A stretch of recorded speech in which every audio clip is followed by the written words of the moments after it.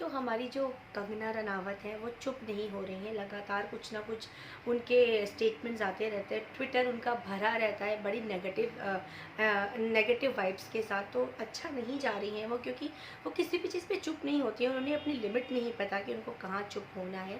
तो अभी तक तो लगातार पंगे ले रही हैं, कभी रश्मि देसाई उनसे खफा है, कभी हिमांशी खुराना ने उनको कुछ लिखा तो उन्होंने हिमांशी को ब्लॉक किया, दिलजीत दोसांझ के साथ उनको वो दादी जी को का लेकर के जो झगड़ा चल रहा था उस पर वो लगातार बोले जा रही हैं, बैक टू बैक उनको जवाब दे रही हैं, जबकि वो अपनी गलती बिल्कुल मानने को नहीं तैयार है।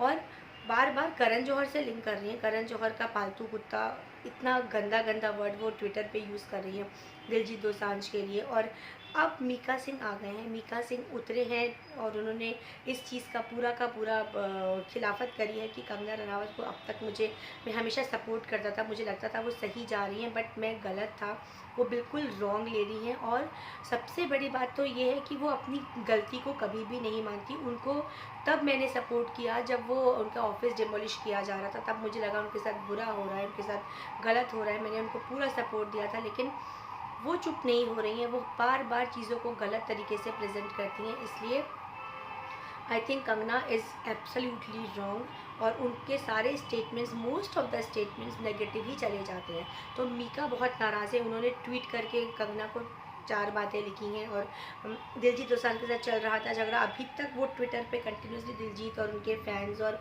सबके साथ बैक टू बैक फायर कर रही हैं, और कोई चुप नहीं हो रहा।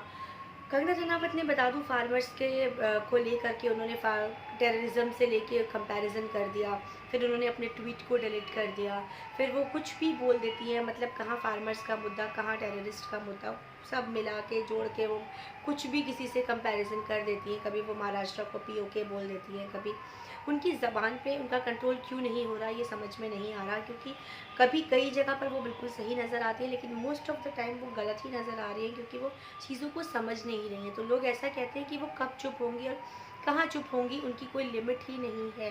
तो ये सारी चीज़ें कंगना रनावत के साथ गलत जा रही है, और मीका बहुत अच्छे खासे खफा दिख रहे हैं उनके साथ। अब आगे कंगना किससे किससे दुश्मनी मोलेगी ये तो समय ही बताएगा, बट आप मीका का ट्वीट देखिएगा तो आपको पता चलेगा कि उन्होंने कंगना के बारे में कैसा कुछ लिखा है कि शेम ऑन यू कंगना, और आप बिल्कुल गलत दिख रहे हो, आप बिल्कुल गलत जा रहे हो। और जब ट्वीट करने के बाद कंगना ने डिलीट कर दिया था, उसके ऊपर फिर वो क्यों झगड़े कर रही है ये किसी को समझ में नहीं आ रहा है। क्या चाहती हैं, क्यों इतनी एग्रेसिवली पोस्ट डालती हैं, हमें नहीं पता। बट येस, कंगना प्लीज़ कहीं रुक जाइए, बिकॉज बहुत पंगे ले रही हैं आप बॉलीवुड से लगातार। और बॉलीवुड से ही नहीं, आप नॉर्मल किसी भी चीज़ को, मुद्दे को गलत ले जाती हैं, तो थोड़ा सा सोचिए बोलने से पहले। हम भी आपको पसंद करते हैं, हम भी आपकी फ़िल्में बहुत पसंद करते हैं, बट दैट डज़न्ट मीन कि आप जो चाहे वो लिखें और जो चाहे वो बोलें।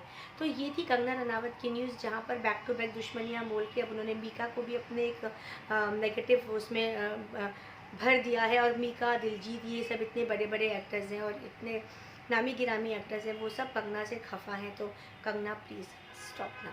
तो लेट्स सी, और कुछ होगा कंगना से जुड़ी खबर तो वो भी मैं आपके सामने लेकर के आऊँगी। तब तक सिने स्पीक्स के साथ ज़रूर बने रहिएगा।